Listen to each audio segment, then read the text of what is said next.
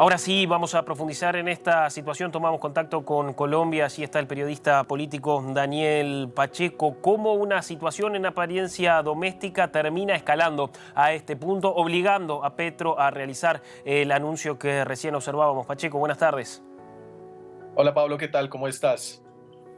Entonces, esta es, decías, como un tema aparentemente doméstico, sí. A la jefa de gabinete se le perdió una plata del apartamento, pero luego lo que sabemos es que utilizó las fuerzas del Estado inicialmente para hacerle una prueba de polígrafo. Hay todo un debate sobre si esta prueba fue voluntaria o no. No sé qué tan voluntario puede ser cuando te conducen en un carro del Estado a un sótano de un edificio público estatal a hacerte esta prueba de polígrafo.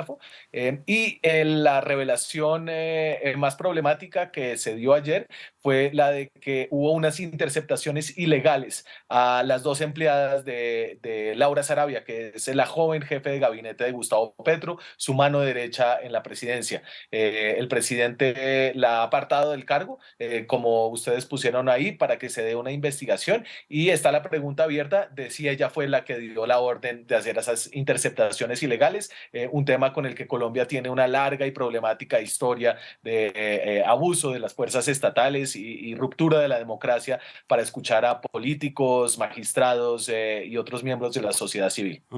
Laura Sarabia termina denunciando un hurto, $7.000 que estaban en su casa, señala a su empleada doméstica, la niñera de su hijo, y al mismo tiempo requiere de la colaboración del embajador de Colombia en Venezuela. Veíamos que recién Petro también anunciaba que queda alcanzado por esta situación, incluso en las últimas horas se ha presentado su renuncia. ¿Qué es lo que pretendía hacer Sarabia con la colaboración de Armando Benedetti, que de esta manera oficializaba hace instantes su renuncia en redes sociales? Es un poco más espesa esta trama. A ver. Entonces, Armando Benedetti era el empleador de Laura Sarabia antes de que ella empezara a trabajar con Petro, con el presidente Petro en la campaña, y luego como su jefa de gabinete en la presidencia. En medio de este escándalo que se reveló en una revista política colombiana que se llama la revista Semana, en donde salió la denuncia de la niñera, después se supo que había sido, o se sugirió que había sido el embajador Benedetti, el ex jefe de Laura Sarabia, el que había propiciado esa denuncia en medios de comunicación, es decir, como un episodio de fuego amigo dentro del gobierno. De hecho, el embajador Benedetti, embajador en Venezuela, dijo que lo había puesto contento la salida de este escándalo. Él había tenido unos problemas internos con Sarabia porque aparentemente, y según otras denuncias, no le había dado suficiente acceso como al poder presidencial y un acceso burocrático. Querían que le nombraran amigos. Entonces, Benedetti termina siendo un saboteador de Sarabia, la cuestiona por hacer las escuchas ilegales que después se confirman en la fiscalía. Esto obviamente hace que el presidente Petro llame a Bogotá a Benedetti. Ayer, en un día largo en el que el presidente no se supo dónde estuvo, si estuvo reunido o no con Benedetti, y al final salen los dos funcionarios que habían sido muy importantes para el presidente, Benedetti sobre todo desde la campaña, y luego estuvo más alejado en la Embajada de Venezuela, pues tiene otros procesos penales en curso aquí en Colombia. ¿Cómo afecta esto al gobierno de Petro? ¿Qué impacto puede tener?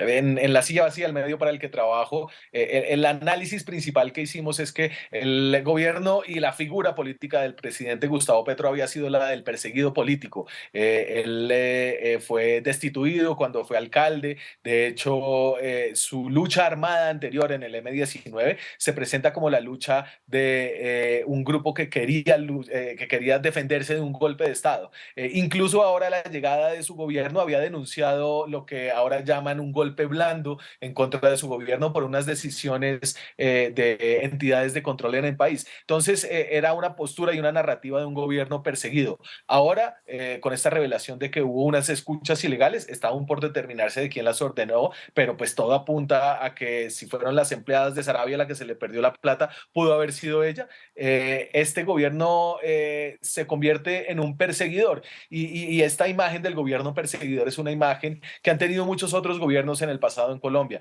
especialmente tal vez el gobierno más antagónico con el presidente Petro, que es el de Álvaro Uribe, donde hubo un gran escándalo de lo que aquí en Colombia llamábamos las chuzadas, de chuzar el teléfono. Entonces, que ahora haya chuzadas en el gobierno de Gustavo Petro, lo pone al menos narrativamente del lado de donde estaba Álvaro Uribe y no del lado donde él quería estar, que era el del gobierno perseguido de izquierda en Colombia.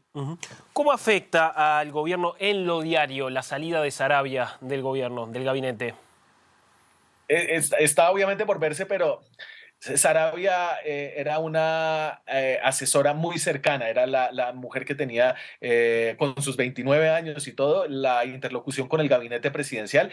El presidente Petro tiene una personalidad reclusiva, él es poco dado a los diálogos constantes, a dar instrucciones y a tener reuniones frecuentes con sus funcionarios. Sarabia era la persona que cumplía este papel y que coordinaba un poco las acciones de gobierno. Ahora ese puesto queda vacante y el presidente puede entrar aún más en un estado de aislamiento que haga que sus propuestas de cambio tengan un gran problema en aterrizar. Está por verse quién puede tener la suficiente confianza con el presidente Petro para reemplazarla y cuál va a ser el efecto en el día a día del funcionamiento del gobierno colombiano con su ausencia. En medio de este debate, por ejemplo, solamente te comento lo que sucedió ayer. El presidente salió por la mañana del Palacio Presidencial, Casa de Nariño, la llamamos aquí en Colombia, canceló su agenda del día y no se supo de él hasta cerca de la medianoche,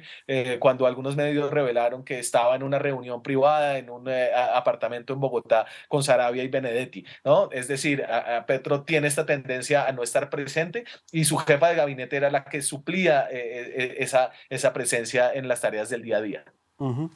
Y esto en un contexto, además, de desplome de la imagen del presidente Petro. Hoy se ha dado a conocer otro sondeo de opinión pública que da cuenta de ello. Esta es una encuesta muy buena que hace la casa encuestadora Inbamer.